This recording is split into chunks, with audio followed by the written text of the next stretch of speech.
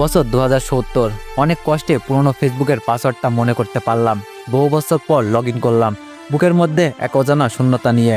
Screen load হলো, কিন্তু পরিচিত কেউ নেই। নিউজ ফিড স্ক্রল করতে করতে থমকে গেলাম, রিমেম্বারিং তার নাম। আমি স্তব্ধ হয়ে গেলাম, সে নেই। হাত কাঁপতে কাঁপতে তার প্রোফাইলে ঢুকলাম। সময় বদলে গেছে, মানুষ বদলে গেছে, সম্পর্ক বদলে গেছে। সে বিয়ে করেছিল, তার হাজবেন্ড, ছেলে মেয়ে, নাতি নাতনি সবাই মিলে এক পরিপূর্ণ সংসার। তার দেওয়ালে একের পর এক post, family trip to Paris, আমাদের ছোট্ট নাতনির জন্মদিন, স্বামীর সঙ্গে 40 বছরের বিবাহ বার্ষিকী। সে সুখে ছিল, আর আমারও নাতি নাতনি হয়েছে, আমিও পরিবার গড়েছি। কিন্তু একটা শূন্যতা আদর রয়ে গেছে, যা কেউ বুঝবে না। হঠাৎ আমার ছোট্ট নাতনি পাশে এসে দাঁড়ালো, স্ক্রিনে তাকিয়ে জিজ্ঞেস করলো, দাদু, এই আন্টিকে? আমি কিছুক্ষণ চুপ রইলাম, গলা শুকিয়ে এলো। একসময় যে আমার পৃথিবী ছিল, যাকে নিয়ে একসময় কত স্বপ্ন দেখেছিলাম, তাকে কি শুধুই একজন পুরনো পরিচিত বলে চালিয়ে দিব? আমার ঠোঁট কাঁপছিল, কিন্তু উত্তর দিতে হলো। সে একসময় খুব আপন ছিল। নাতনির চোখে কৌতূহল, কিন্তু আমি আর কিছু বললাম না। তার প্রোফাইলে নতুন একটি পোস্ট, ভালো থেকে ওপারে দিদুন, তোমাকে অনেক মিস করব। আমি স্তব্ধ হয়ে গেলাম। একদিন যে ছিল আমার হৃদয়ের একাংশ, আর সে শুধুই স্মৃতি। আকাশের দিকে তাকালাম, চোখের কোণ ভিজে এলো। আমি ফিসফিস করে বললাম, তবুও ভালোবাসা ছিল, রয়ে গেছে। শেষ মেসেজ, সে আমাকে 2.5 বছর আগে একটা মেসেজ করেছিল, কেমন আছেন আপনি? আশা করি ভালোই আছেন। আমার মনে হয় না আমি বেশি দিন বাঁচব। মৃত্যুর আগে শেষ একটা কথা বলতে চাই। একটা সময় ছিল যখন আপনি আমার সবটা জুড়ে ছিলেন, কিন্তু আজ আপনি নেই। হাহাকার। আমি আপনাকে মন থেকে ভালোবাসতাম, তবে কখনো বলতে পারিনি। আচ্ছা, আপনি কি কখনো এক মুহূর্তের জন্য আমাকে ভালোবেসেছিলেন? আজ বড্ড আফসোস হয়। যদি 2.5 বছর আগে ফেসবুকটা মনে করে লগ ইন করতাম, তাহলে তার মেসেজে রিপ্লাই দিতে পারতাম। ভালোবাসতাম, বাসবো। তুমি ছিলে আমার সবটুকু জুড়ে, কিন্তু কখনো বলা হয়নি যদি রিজেক্ট করে দিতে, যদি তোমায় দেখার না পাই। তার চেয়ে ভালো ছিল লুকিয়ে ভালোবেসে যাওয়া। কিন্তু আজ মেসেজ দিলে কিন্তু কেউ দেখার মতো নেই, শুধু থেকে গেছে একটা অপূর্ণ গল্প।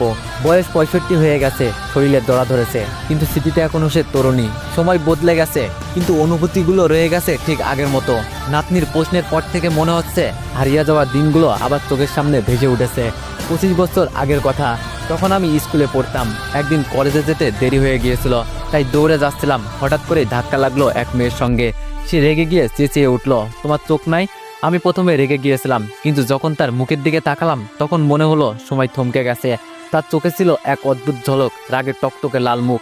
আমি হেসে ফেললাম। আমি বললাম, তুমি কে? সে তাচ্ছিল্যের হাসি দিয়ে বলল, তুমি জানার কে? কিন্তু আমি সহজে ছেড়ে দেওয়ার পাত্র নই।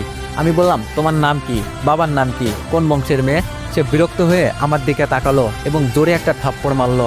আমি বললাম, যাক, মানসম্মত হয়েছে। আসলে আমি কলেজে একটু মাফিয়া টাইপের ছিলাম, সবকিছুতেই আমার নাম থাকতো। আমি তাকে ডিরেক্টলি হৃদয়ে গেঁথে নিলাম। সে আমাকে থাপ্পড় মেরে নিজেও ভয় পেয়ে চলে গেল। ক্লাসে এলাম, দেখলাম সে দাঁড়িয়ে রয়েছে। তার মানে সে আমি একই ক্লাসে ভেবে মন নেচে উঠল। টিচার আমাদের দুজনকে দাঁড় করিয়ে রাখলো, বকাঝকা করলো, তারপর ক্লাসে ঢুকতে পারমিশন দিল। সব বেঞ্চে জায়গা না থাকায় সে আর আমি একই সাথে বসলাম। তার ইচ্ছা ছিল না, তবে আমার খুব ভালোই লাগছিল। ক্লাসের ফাঁকে ফাঁকে তাকে আমি, এই মেয়ে, তুমি তো বললা না আমার প্রশ্নের উত্তর। সে কড়া গলায় বলল, আমি কাউকে উত্তর দিতে আসিনি। আমি আবারও বললাম, কি নাম তোমার? বাবার নাম কি? কোন বংশের মেয়ে? বাড়ি কোথায়? ভালোবাসো আমায়? সে আবার বলল, থাপ্পড় খেতে মন চাচ্ছে নাকি? আমি বললাম, না বাবা, জোরে মেরেছো। সে হেসে ফেলল। তার হাসি দেখে আমার মনে এক অদ্ভুত প্রশান্তি জাগলো।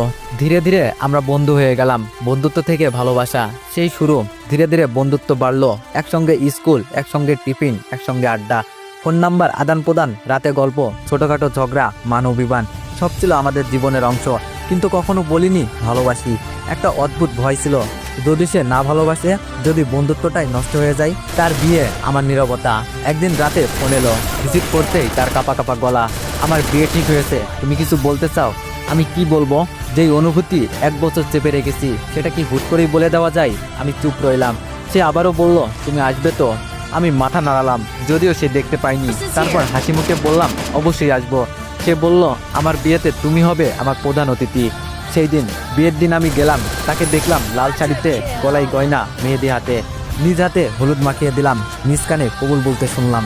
কতবার ভেবেছি বলবো আমি ভালোবাসি তোমায়, কিন্তু কিছু বললাম না, শুধু তাকিয়ে দেখলাম। সে অন্য কারোর স্ত্রী হয়ে গেল। আমার হৃদয় চূর্ণ বিচ্ছিন্ন হয়ে গেল, কিন্তু হাসলাম, কারণ তার সুখটাই তো চেয়েছিলাম, তাই না? 25 বছর পর ফিরে দেখা। আজ এত বছর পর তার ফেসবুক প্রোফাইলে সেই অপ্রকাশিত ভালোবাসার চিহ্নগুলো দেখি।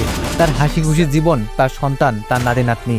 আমিও সংসার গড়েছি, তবুও কোথাও যেন এক শূন্যতা রয়ে গেছে। হঠাৎ একদিন একটা পার্কে বসেছিলাম, বাতাসে গোধূলির আলো পুরোনো দিনের মতোই। হঠাৎ সামনে তাকিয়ে দেখি একটা চেনা মুখ।